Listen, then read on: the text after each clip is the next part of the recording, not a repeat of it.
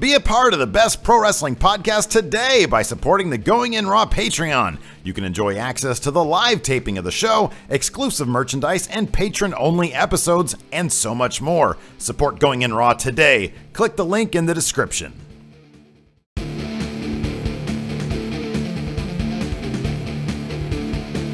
Hey friendo, Steve here. And Larson. And welcome to Going In Raw Countout. This is the show where we count wrestling things down on youtube.com/Steven Larson. Be sure to hit that subscribe button because YouTube might have unsubscribed you because they're sneaky like that, Larson.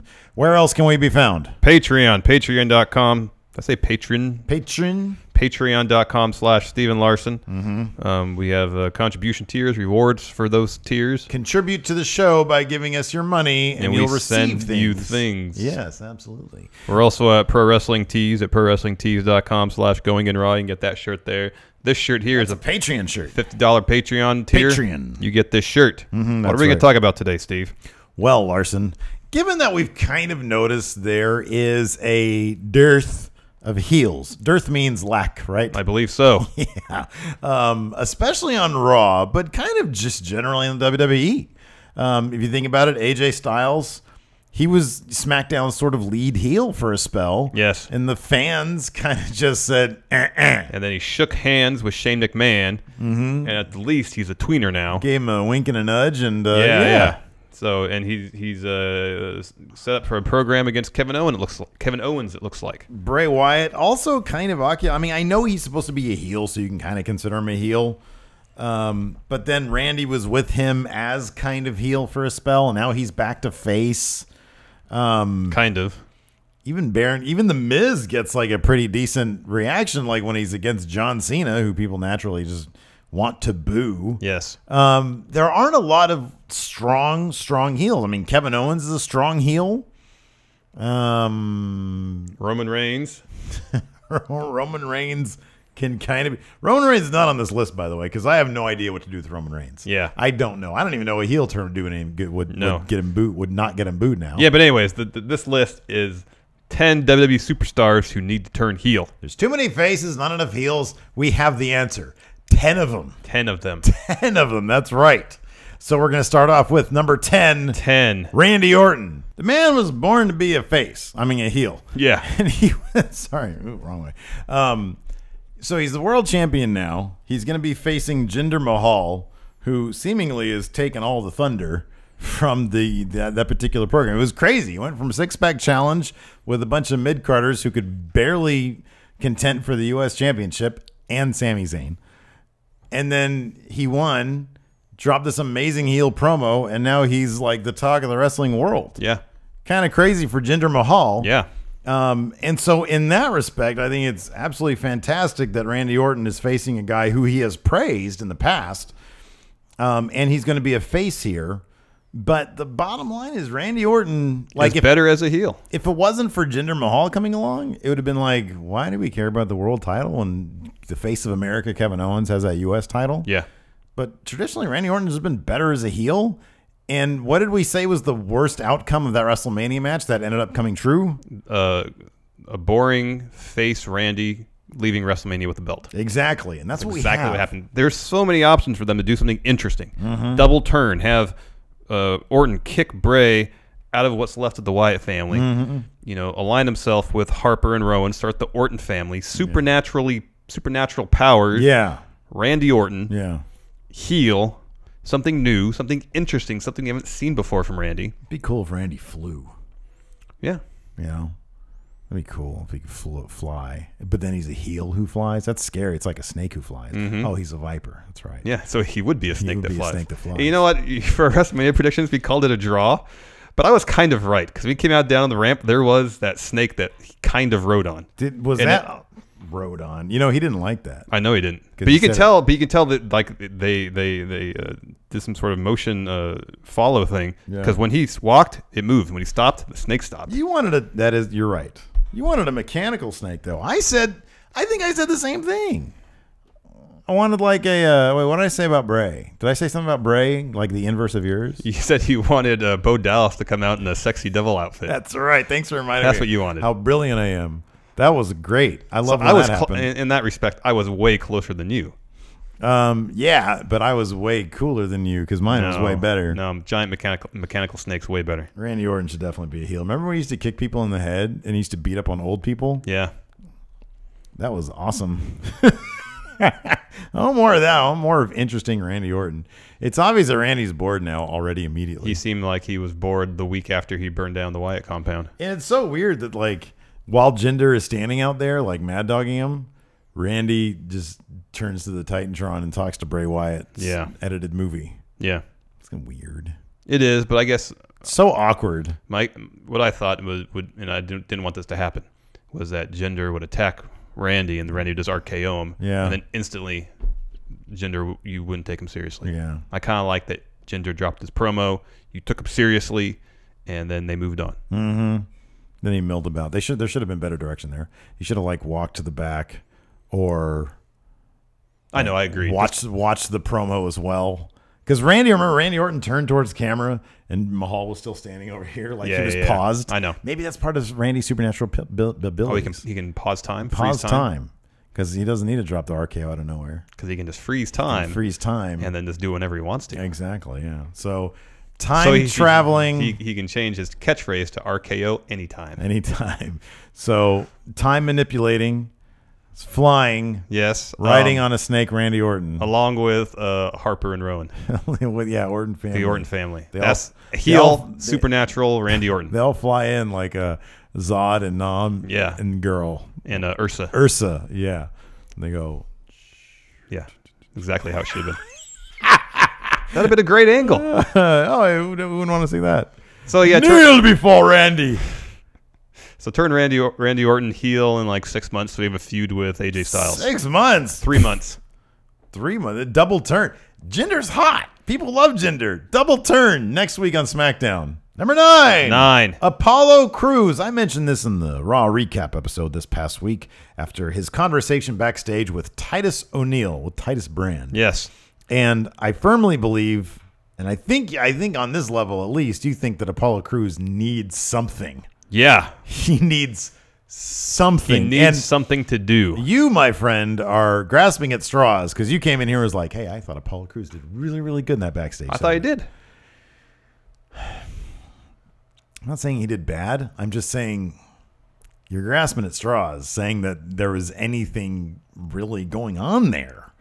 There was not. I mean, he was on TV. Yeah. He was on camera. I was talking about his performance. His performance was effective. But there was nothing there to really grab onto. In what respect? It was the same old Titus Brand spot where he comes up to somebody and the person no-sells all of his crappy ideas. And yeah, he didn't fumble over any lines. No, but his reaction to Titus going down the list of ideas of how Apollo could brand his name, I thought his reactions were good and believable. You know, I'll be honest with you. Maybe I was just paying attention to Titus because I love Titus. I love Titus. Yeah, Titus is great. He's hilarious. But anyways, look, here's the thing. I think Apollo Crews would do fantastic, and I mentioned this earlier. I think he'd do fantastic as arrogant heel who wears sunglasses inside. That's what I want to see. Or Apollo Crews as club member. That would be rad. Because he can do like some really cool things in the ring. Oh, yeah, he's fantastic in the ring. Yeah, he's really good in the ring. It's just... man, we need something from him, and I feel like a heel turn is something. Well, at pretty much no point in his entire WWE tenure, main roster and NXT, has he been given the opportunity to really develop a character. Exactly. So, first and foremost, he needs that opportunity. Yeah. And being a heel, we've seen it time and time again where someone has turned heel or was introduced as a heel, got popular, because of their work as a heel, crowd starts to appreciate the work, slowly turns them face. They turn face. They're massive stars. Yeah. I got it. What? This is plain as day, obvious as can be. You know how they would always, like, there was that angle he was involved with because Daniel Bryan accidentally said Apollo Creed? Take a page from that guy. You remember how charismatic? I mean, it's Carl Weathers. But remember how charismatic the Apollo Creed character was? I'm not saying you change his name to Apollo Creed. That'd be IP infringement. Yeah. But you give him that kind of thing. It doesn't have to be like the sort of hollow, arrogant heel. it can be one who has a spot and he's trying to keep it, and he's the best. But I don't know. Look, I want something for him, and I think if he does a complete 180 on what he's doing now, which is just complete, like he comes off sometimes just shy. You know what I mean? Like he's just, dude, this is a company that thrives on characters, and just Apollo isn't going to cut it. So go out on a limb, take a risk as your character. Yeah. You know what I mean? Like, no, I do. Find it, take a risk, see if it works. If it doesn't, what's the big deal? You know what I mean? Yeah. And I know it's not him. I know it's the powers that be above him. Yeah. And they might have like, it just seems like it's the kind of thing where they might have kind of an idea, but it's not important enough to warrant giving it TV time on a regular basis. So he keeps on getting bumped and keeps on getting bumped. Yeah, well, you go back to his Intercontinental title feud with The Miz. He wasn't even on TV. And there's that one segment it was after an episode of Miz TV. During a commercial break, they have an interaction. Mm-hmm. We don't get to see it live. We have to wait till we come back from commercial, and then they show a recap of it. Yeah. I mean, if this is an Intercontinental title feud, this is, your secondary belt on your show, that whole segment should be featured. Mm-hmm. That shouldn't happen during a commercial break. That's not Apollo's fault. That's creative's fault. Yeah. Look, I'll go back to this, and this kind of plays into what I'm talking about. When he came into the company into NXT rather, and had a little thing with Tyler Breeze, I thought for sure there was one backstage segment where he runs into Tyler Breeze and he acts kind of like a prick, like a charismatic prick. And I thought for sure, oh, okay, that's cool. That's the direction they're going to go with him. Yeah. And it was that one little tiny moment. Yeah, I remember that. One little moment. And it was well done. And it was just that one little moment where that said a lot about his character. He's brash. He's not a dick, but he also knows who he is. Mm-hmm. He can strut his stuff a little bit, you know? Mm-hmm. And I think that would be that was a great starting point that they never picked up on again because they brought him up way too early. I know. So yeah, finding a character is a necessity. Yes, and I of think paramount importance. And I think sometimes you just need to reset. You need to hit the reset button. And in Apollo Crews' case, I think a heel turn to be. And I think the move to Raw can be the start of that reset. Yeah, it could be the catalyst for that. Sure. Yes. Number 8. Big Cass. Really, how many times is he just going to sit around and watch Enzo get beat up while he waits for the hot tag, get that tag, and then win the match for him? Something has to happen with this. I know. They haven't got the tag team titles yet. They've been up for more than a year. When they debuted, they were hot, super over. They are still over, but there are some people, you see them on Twitter, they're kind of getting a little tired of Enzo's thing. Yeah, well, some of the smarkier crowds boo him now when he does his thing. And to be honest with you, I start tuning out too. Here's my thing. I totally get the idea of having your catchphrase and that whole "my name isn't that" thing. I get that. People pay their ticket. They get to see the show that they're familiar with seeing, and that's part of the familiarity aspect. But it's so long. It is. And it's just growing old. I think for a lot of people. Maybe a lot of people are fine with it, but yeah, the sad thing about this is that I really do think that this is one of those cases of it's not broke, so don't fix it. These guys are young. We have plenty of time to do whatever we want to do. No, and I understand that perspective for sure. But, we've read in the past that WWE executives are very high on Cass. Mm-hmm. And I mentioned it during Apollo Crews' segment. Turn him heel, have him do great heel work, because I think Cass has the potential to be a good heel. Could be, yeah. Smart guy. They're both smart guys. Yeah. And then feud with Enzo, run as a heel for a year, start doing really good work so the crowd gets behind him as a heel, like happened to The New Day, The Rock. I can list countless examples. John Cena. Mm-hmm. So he's popular as a heel, turn him face, massive star. Yeah. Future world champion, potentially. Mm-hmm. But yeah, I mean, if they think they have plenty of time to use them as a tag team, and they probably won't happen anytime soon. Yeah. But I think they're in such a rut right now, and especially with the Hardys on Raw, they're not getting those tag titles anytime soon. No, they're not. Do something with them. Yeah. Turn both of them heel if need be. Yeah. Just do something. You'd like that. And it'll be interesting to see because, I mean, Cass is young. I think they're both young. Yeah, I think they're both in their 20s, right? I think they're both in their, I want to say like mid. Oh, so Cass is just 30. Okay. He turned 30 last year. So, but you don't have all the time in the world. You want to start getting a move on this so he doesn't come off as just stale. I know. Because it was crazy, man. I remember that when he was in the Universal title scene for that when Finn got injured. Yeah. And it felt legit. Yeah. And I am kind of surprised that they didn't want to try to make some more money off that. But, the bottom line is if they're already selling, and it wouldn't surprise me if they're already selling a healthy amount of Enzo and Cass merch. Yeah. Why are you going to mess with that? No, I understand. I understand that from a business perspective. Because I think those guys, if you think about all the shirts they have and like Enzo's crazy hair thing, not sure they're going to want to mess with that. But for people like you and I who want to see development, like you said, do something with them. Yes. And I think it seems like it's one of those things that is just inevitable that he's going to turn on Enzo. Yeah.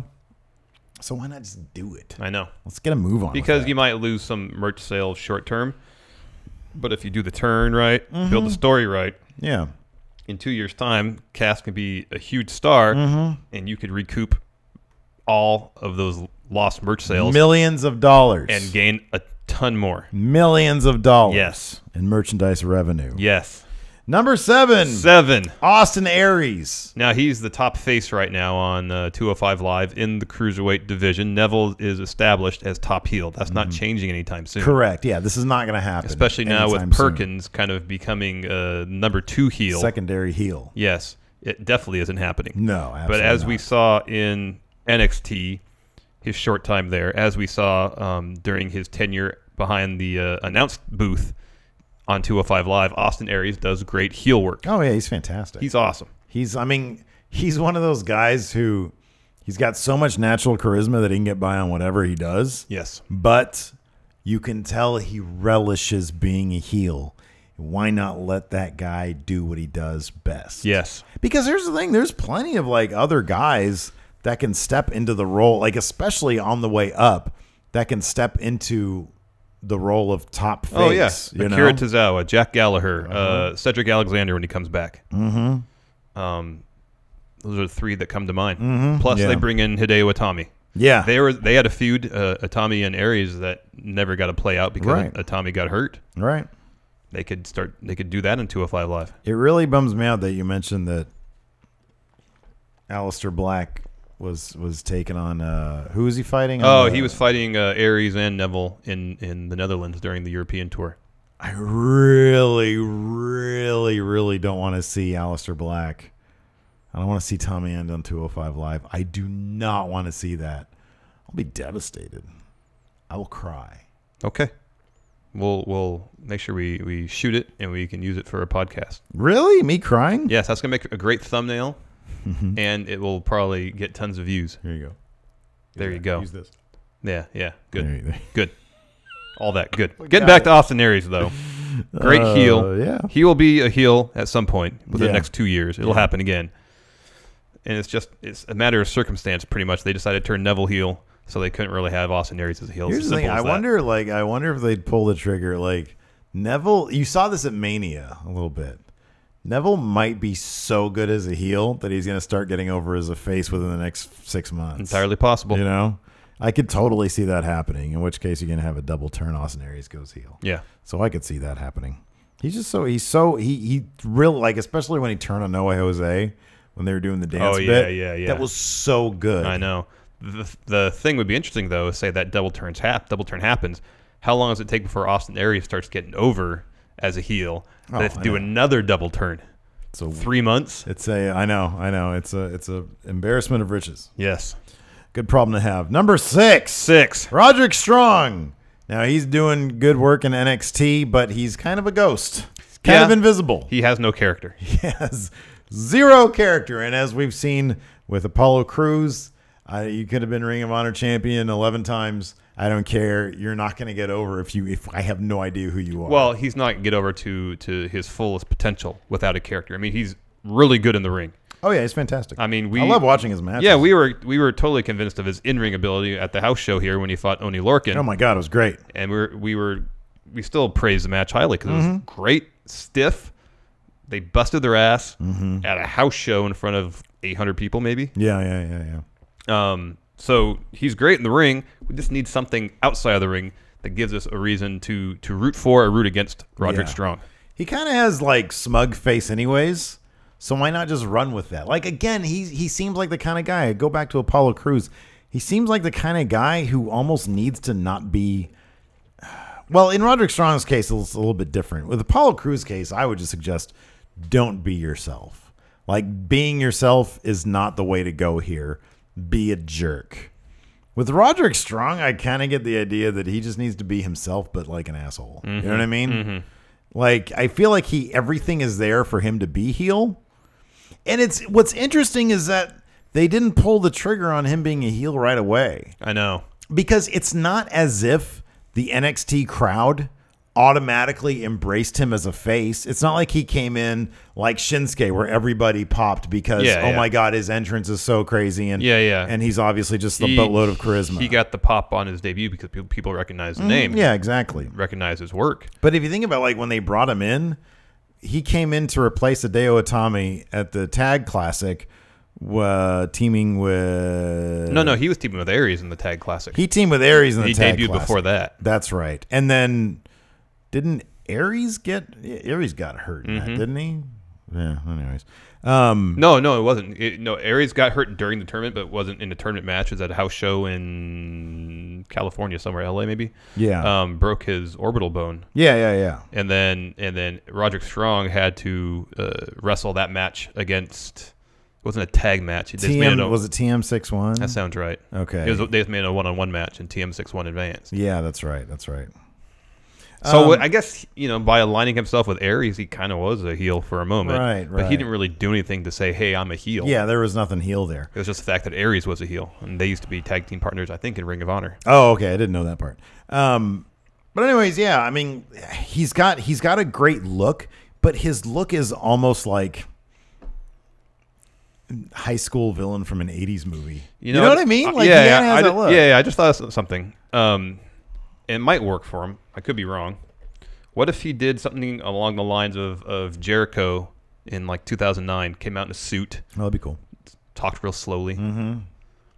Yeah, that could work. Have him be, I know Cody Rhodes is kind of doing this because he looks like Patrick Bateman from American Psycho. Yeah. But have him do that. Yeah, I could see that. Yeah. That'd be cool. That could work for him. Yeah, I'm going through my head like what could work for him, because I mean the dude already looks like a heel. He has heel face. He has resting heel face. So, anyways, I mean, just have him work stiff. Yeah. Like when we first saw him versus Oney Lorcan, what was your just watching that match? If you have Oney Lorcan in a vacuum, what would you think he is, heel or face? I think he's a heel. Yeah, he's so ugly, and then he works so stiff. Yeah. And he's not superficially polished. That screams heel to me. Yeah. Or I mean, it does. Or face brawler. It could go either way. Yeah. Well, we saw that one interview or that one segment where he stopped bullying from happening, and it was like, okay, cool, he's face now. That's good. Roderick Strong, I don't know. He has heel face. He just needs something to do. Yeah. Give him something to do. Heel is good. Have him form Los Ingobernables de WWE with CN Almas. There you go. I had a thought and then I forgot it. Oh, no. What was it? It was good, too. I hate when that happens. Him and CN Almas can make a hell of a tag team. They put on a good match. I know.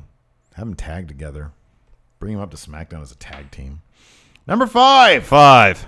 British Strong Style. Specifically, Trent Seven and Tyler Bate. Of course, Pete Dunne is already a heel. Yeah, Trent Seven and Tyler Bate, when they are on WWE TV, they work face. Yeah. Watch some of their work in Progress or IWC. ICW. I always get that backwards.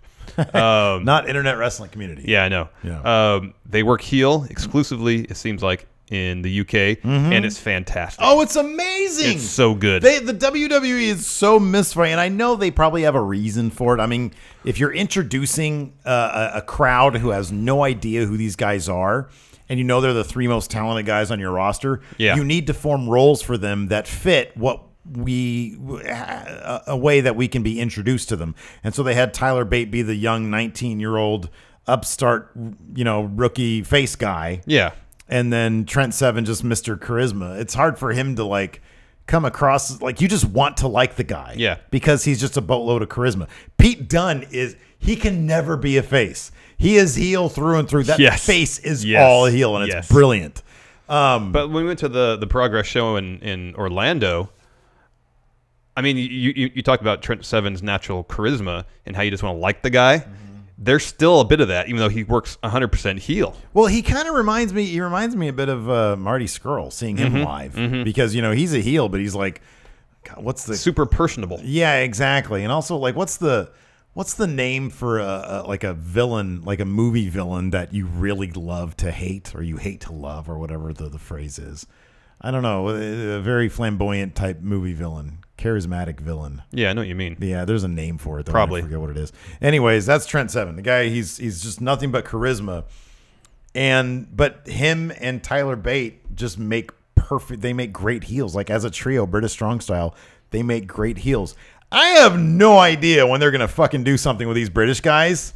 Well, they alluded to a UK-based show on 205 Live WrestleMania weekend, but you know, we saw Tyler Bate defend the UK title at that Progress show, and he really didn't work face or heel. He worked like he just woke up. Yeah, pretty much. Like his performance, like his physical performance in the ring was fine, but like his disposition, he seemed like he just got off the plane. He really did. So I don't know if it's a situation where they're like, okay, your face on WWE TV, we know you're a heel here, just don't really, you know, like betray either, you know. Exactly. You find a way to stay true to both characters. Essentially, he's like, so you want me to do both? No, do neither. You don't want me to do anything? No, but both. And so he just didn't comb his hair, it looked like, or shave. Exactly. Yeah. But he didn't do his wave thing at all. I don't think. I think he did it once, very briefly. Yeah. He didn't do it down. Yeah. He didn't do it coming down. He did. He got in there and did it like one wave. Yeah, and that was for his match. But then when he came out for the main event, the Pete Dunne Mark Haskins match, all of British Strong Style came out together. They all did the Triple H pose before the match. Yeah. So there he was, you know, exhibiting, I guess, kind of, a few more of his heel tendencies. And they got kicked out, like they were trying to interfere a little bit. Yeah, exactly. So yeah, but I don't know. It's funny because I was listening to Wrestling Observer Radio last week, and somebody asked the question, "What is going on with this?" Because we haven't heard anything, and even Meltzer said, "Dude, Vince will wake up and he will want everything to be WWE branded on his network, and then the very next day he'll wake up and he won't want somebody else to get a company on their streaming network, and so he'll want it vis-a-vis Progress or ICW." Yeah. And so he says, I don't know. He says, but I just think that it's a matter of Vince not making up his mind with this. They're just in perpetual Vince limbo.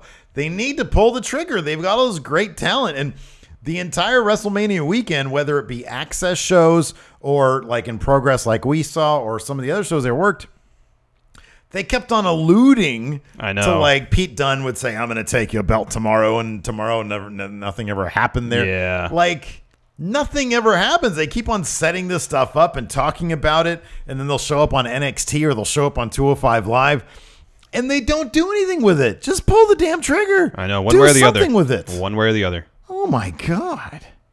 It would seem to make the most sense to just do their own UK-based subsidiary. Just do that. That way they can do what they want to with the booking. They don't have to worry about, you know, aligning what they want with what Progress or ICW wants.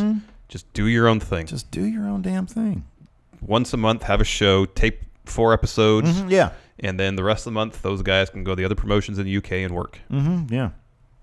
That would seem to make the most sense. Yeah. I don't get it, man. I don't get it either.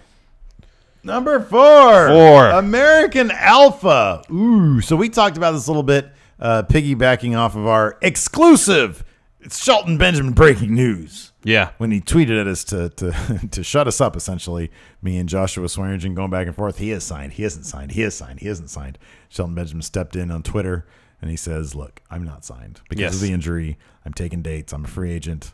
And then in other interviews, he's saying that he's aiming to get back there. My thing is this. Shelton Benjamin isn't so big of a return that he needs to be a face. He's a big enough return that people will cheer him at the front or at the beginning, but he can easily do something really dastardly to turn heel and work that way. And I think he'll have that really sweet heel heat where people will still really, really be happy that he's there. Yeah. But he can do bad things. Yeah. You know, and so it'll be like cheering a villain that you like. Yeah. American Alpha, now that the New Day. Yeah, I was getting to a point. Go ahead. The New Day are on SmackDown now. They're the new top face team on SmackDown. Mm-hmm. A spot that was American Alpha's. Yes. So American Alpha needs something to do. Yeah. To stay in the title picture. Mm-hmm. American Alpha are very similar in a couple different ways to what was the greatest tag team, America's Top? What were they called? The world's greatest tag team. I think that's what they were called. Yeah, when they were sort of Angle was their mentor. Well, at first it was Team Angle, and it was Angle, Shelton, and Charlie Haas. Right. And then I think it was the world's greatest tag team. Okay, so there's some obvious similarities there. Parallels. Yeah, parallels. Thank you.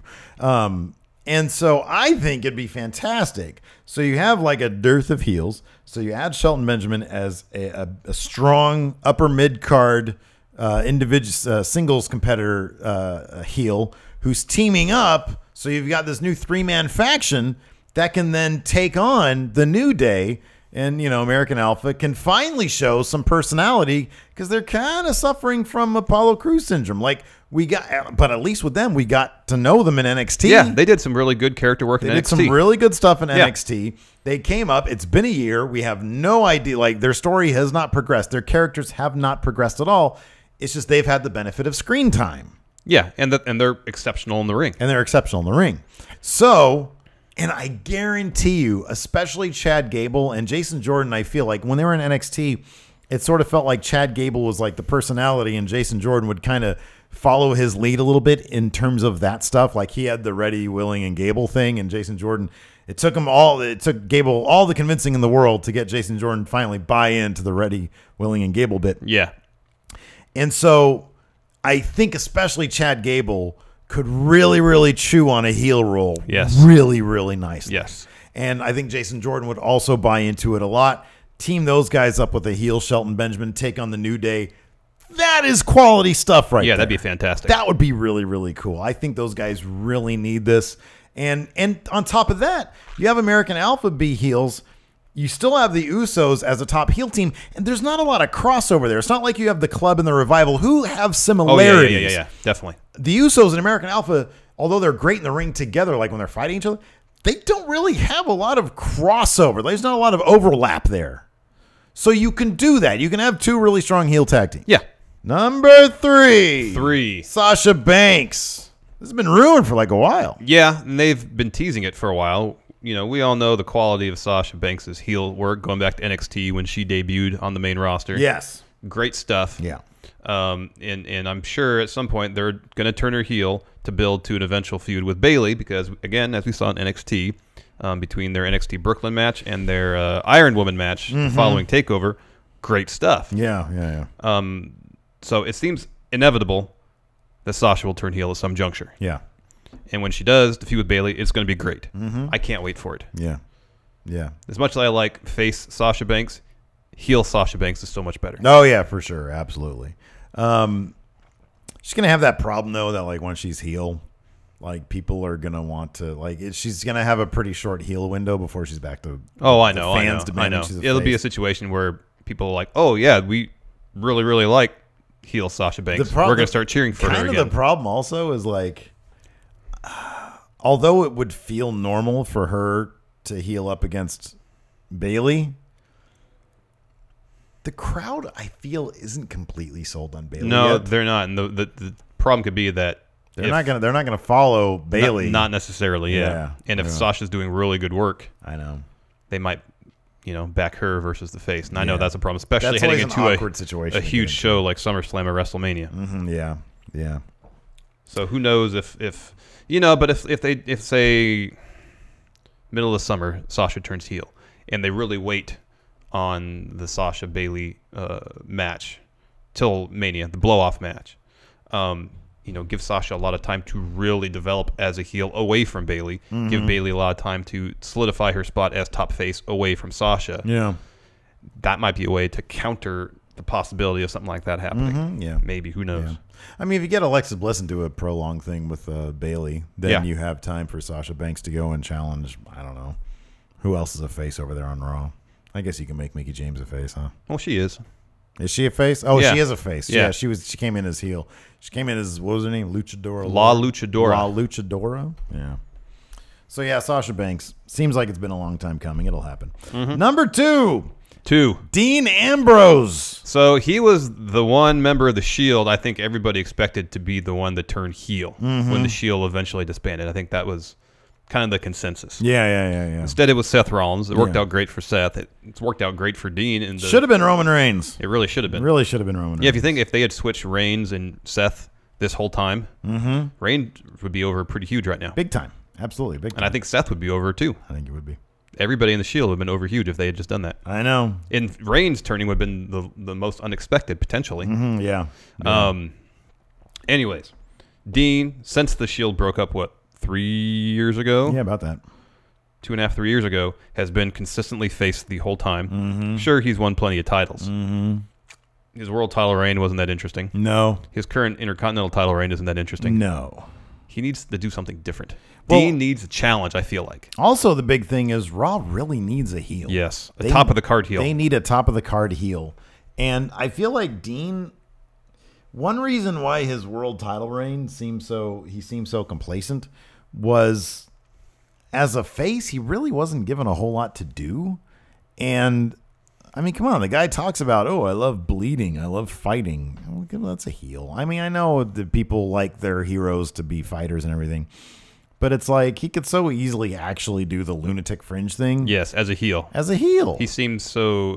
He seems like he's so held back as a face. Yeah. Doing the lunatic thing. Like he should. Why wasn't He's he? just quirky now. Why wasn't he the one who trapped Baron Corbin under a forklift? If he's the lunatic, I know. Baron Corbin just out lunaticked him. I know. Instead of Dean, when they had the show at the arena at the casino, he had that giant foam cowboy hat and talking about going to the casino and stuff. I know. That's just your tourist. Yeah, you're just quirky. You're quirky. That's not even quirky. That's just mom tourist.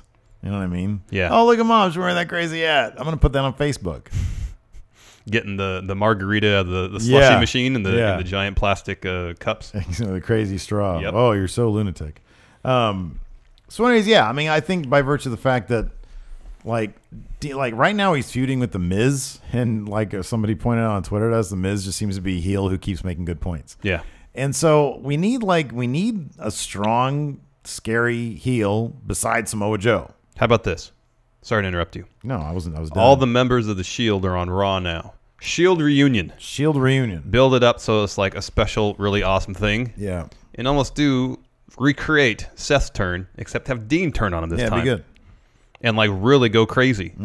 Like really draw blood. Yeah, beat the other two members of the Shield up with a chair like a lot. Yeah. But not to align with anybody. Yeah. But just to turn heel. Yeah. Not to join Triple H, just to turn heel. He would need some motivation. Well, there'd be motivation, but it wouldn't be, a carbon copy of what they did with Seth. Oh, you're just saying, don't do that thing. Yeah. Okay, yeah. Like he has his own motivation, but he's just in it for him. Well, he could say, in order to keep this Intercontinental title, I need to be unpredictable. Well, I don't think that would be. You can't say that to the audience. Huh? I don't think the audience would be like, okay, so that wouldn't be enough motivation. Really? No. Doing this? No. That wouldn't be enough now. Not good enough? Not enough. Oh, I think that's plenty. Not enough. That's good. I got to be crazy. Ooh, see, look at my crazy hat.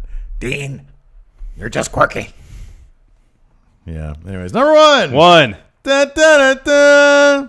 John Cena sucks. But using Triple H's logic, people are booing him. In reference to Roman Reigns, I guess you could say Cena's already a heel. Yeah, we want like a straight Hogan NWO type heel turn, wearing all black, getting some scrub on his face. In 2012, it was gonna happen. It was gonna happen. He had a new theme song. New ring gear. What do you think his new theme song sounded like? So in my mind, he went home after Vince said, "John, we're going to turn you heel." And he says, "Really, Mr. McMahon? Okay, I'm going to go home and I'm going to work on a new theme song." "That's a great idea. You should rap it." Yeah. And so he went home. What do you think his theme song I think it was slower paced, more ominous sounding. Mm-hmm. I think it was a direct ripoff of Return of the Mac. Oh, that's good. That's what I think it was. Because you know how they love to rip off other songs? Yeah, yeah. I think it would be, yeah. Why Return of the Mac? Because I love that song. It's a good song. It popped into my head. That's good. Return of the Mac. Yeah, that's a good song. I like that one too. You lied to me. Yeah, that's good. That's his motivation. Yeah. You lied to me. That's good. That's much better than my answer. Who wouldn't dance to that shit?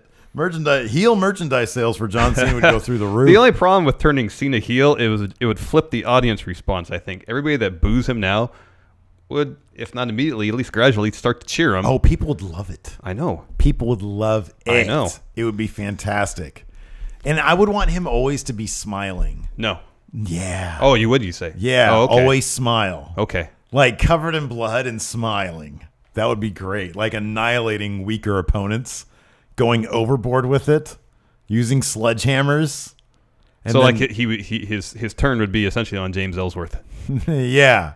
And then it would be Return of the Mac would play. But he'd play that throughout his matches. Okay. That would be great. You lied to me. And they're like, who lied to you? You.